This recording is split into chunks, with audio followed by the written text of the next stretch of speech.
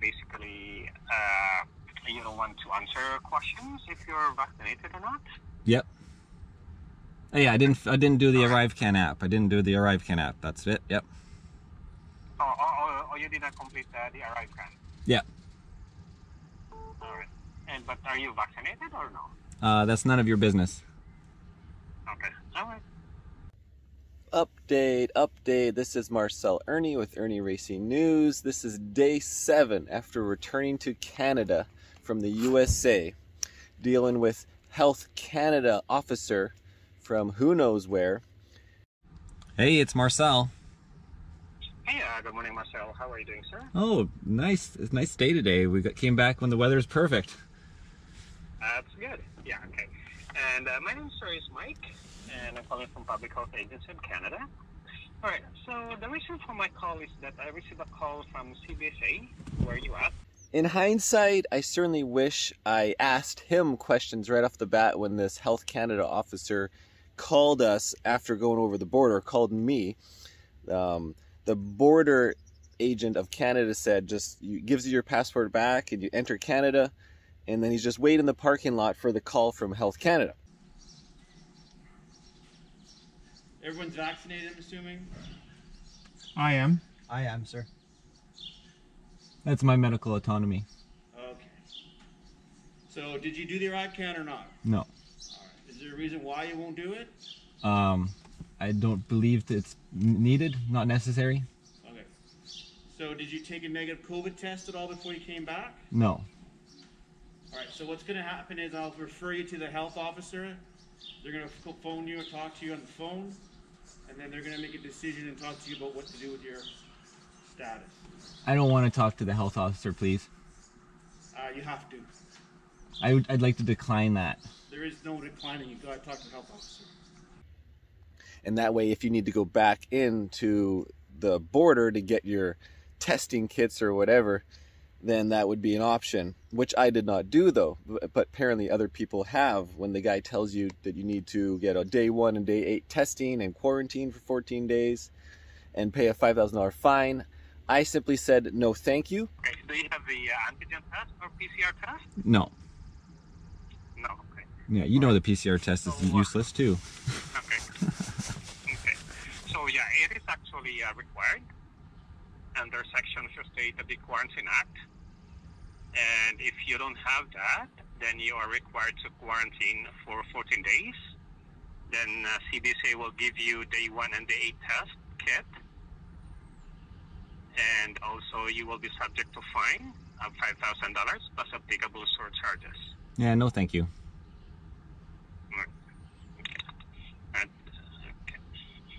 And the guy on the phone, there's been some theories where he's from. It's almost like a Filipino accent. The character named Matt. So if I ever did get a call or did this again, when Matt calls me or whoever, I'd say, well, Matt, what's your full name? And what is your training? What's your schooling? What's your expertise? And let's get them to answer a few questions. If they're going to ask me my personal questions, I want to know who I'm talking to. And if they refuse to give you their full name, well, they know who you are. Why would you talk to somebody who you don't know who they are? I wouldn't. I would just simply, at that point, I'll be like, okay, well, I don't know who you are. You're just a telemarketer, and no thank you for your service, and hang up. So that's what I would probably do the next time if I went over the border and I had to deal with a call. Or the fact is, don't even give your phone number. Just give a fake phone number, or completely say, no, I will not take a call from any Health Canada pretend officer. Okay. So what I'll do is, I'll send an email to compliance and enforcement team. Then they will follow up on you. Okay. So it is now Saturday, the 28th of May, and we went over the border on the 22nd. So that's 7 days, including the day we went over. And I still have not received any phone call, any contact from Health Canada. Now, Health Canada business, its business is making money. If you don't realize the connections between who makes policies, who makes purchases, the names go around in a circle. I've once traced this a long time ago about who is connected to what in Health Canada, and it is, trust me, it is all connected. Everything that is purchased, down from your face mask to the swabs in your nose, to the dealings, to the contracts, everyone is connected in a circle of business. That's all Health Canada business is. It's a business for profit, individual profit. This is what human beings do, unfortunately. And that's why we have good and evil. Like, look at all the movies and video games. This is real life, guys. Look at past wars. When has humanity ever not been at war? Like, you just go watch, like, the Vikings or something. Our history of any war, whether it's true narrative or not, it is still human versus human versus human versus human. It has never changed. Okay. All right, have a good day. Will you give me your address where you're going to quarantine? No, that's not your business either. Okay. All right. All right, sir. So let me call CBSA. Then you have the right for sure to enter as a Canadian. Okay? Oh, of course I do. All right, sir. Oh, yeah. Okay. All right, sir. All right. Thank you so much, and have a good day. Yeah, you too. Cheers. Bye. So back on subject. I'm over the border. I said no thank you. I said none. That's none of your business. And I have no $5,000 fine. I have no follow-up on quarantine. No follow-up on day 1 and day 8 testing. So day 8 testing will be tomorrow, Sunday, or Monday. So I'll do another video to follow up after day 8. And I believe I will hear nothing. And I'm looking forward to my next trip to the USA. And maybe this time I shouldn't come back. At the same time, I'm just trying to clear out all my storage. I had to come back. I'm getting rid of everything that I'm storing, except for my race motorcycles at this point. Also, I want to show a video clip of a fellow that gave me a call, Randy, from the island. Random call asking me questions about my video. You know, while it's interesting to have people ask me detailed questions, I guess, you know, at the same time is like, you know, don't necessarily give me a call. Don't look me up and give me a call asking me these questions. Join my Patreon if you actually want to support and ask questions. That's the place to do it. $2. Get on the patreon.com/Irnieracing. Actually show support instead of just taking my time to make your inquiries. Because this is, there's no monetization. There's no profit on this. This is all time-based. And here I am out in the woods, guys. Doing my, my hangout at the water. Beauty.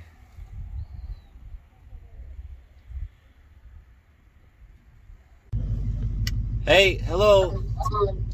Hello. Hi, is this Marcel? Yeah. Hi. You don't know me, but and with just the help of the internet here, a friend of ours sent us a YouTube link, and just watched it come across the border. I'm not sure where you were like the other day. Yep. And my name's Randy, live on Vancouver Island. I watched part of your video there. You were in and out of Sand Hollow. Yeah. And we regularly go there, except I haven't gone there the last 2 years because I've been, quite frankly, fucked over by the federal government, not being able to get across the border because I'm not vaccinated. Yeah. You know, it's my own personal choice. And if you got a minute to talk, or you're cool talking about it, I wouldn't mind asking just a couple questions. Okay, sure, shoot. Okay, you went down with a couple buddies. I seen they were vaccinated, and then you had to sit there and you just quite respectfully just didn't answer what you didn't want to answer, and you just carried on with your life. Going down across the border, did you go down with the same crew and drive up the border to the U.S. side? And I just wondered what happened at that point. It was just me and my buddy Q-Man. It was the two of us, and the other fellow, he flew in. Yeah. And, and you're asking, no, going to the States was fine. 0 questions going to the States about anything tyrannical. Really? Yes. Interesting. So, just, right on. I was more concerned I did my own research. I spoke to a border patrol when I was at a rally who was on the other side of the barbed wire fence, and I asked him, and he straight up said, no, we don't ask any questions. So the border patrol obviously would be in cahoots with the people in the desks. Yeah. So I was just nervous. I was pretty sure I was going to get across. Right on. Coming back, I didn't end up going. This would be about a year and a half ago. We were all signed up to do the Baja 4000, kind of a rally race. Nice. And I didn't go, just with a big commitment for 14 days afterwards to go. It ended, my Canadian buddies that went, they ended up having pretty good fortune. No one held them up. A couple unexpected COVID hangs up in the kind of early stages of things, and that would be January 2021. But okay, a bit ago, yeah. Yeah. So anyway, we haven't gone. We were going to go down, like, I'm more into the rock bucky stuff and Jeep stuff for the aspect for going there. And, we've gone to Trail Hero multiple times, and, we do King of the Hammers racing, all that kind of stuff. Yeah, I've heard of that for sure. Yeah. Buggies, Jeeps, rock crawling. Yep. Yeah. And we've former, you're from Kelowna, I take it. Is that kind of correct? It is, yes. Right on. Yeah, but so essentially you're asking if you can get over the border and back, and you can. So you can go. You can just drive there and drive back. Yeah, I've heard of a few cases where people who have messaged me saying they were turned around. So I would say going to the States, be prepared to have to be turned around. But if you just, I would say it's probably in your favor of getting over in terms of who you're going to deal with and why, right? Interesting. Mm-hmm.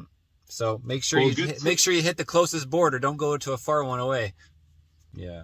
So yeah, give it a try. Give it a try. Just don't. I gave it a try. We had an Airbnb booked and everything, and I made it, and I was really happy to make it across. And then on the way back, of course, I was certainly worried about if they're going to try to detain me and such. And as you've seen, it's all false. They have nothing backing up what they're saying. I just kept saying no, and he just kept saying okay. And that's it. I've never heard back from him since. Now I'm on day 4. I know. I got a couple buddies that left like October 28th. They went to 2 different destinations separately in Mexico. And one couple went for 3 months. My other buddy went for 4. And he had his girlfriend is pretty sharp on all the legal stuff. And she got all the Canadian Charter of Rights, freedom to go. And he went to the airport to ask some questions. And he flew direct from Cancun to Victoria. Yeah. So he recited the charter if he needed to, and and that was fine. Yeah. Both of them. So even flying. So you're saying they were able to fly, and fly back into Canada.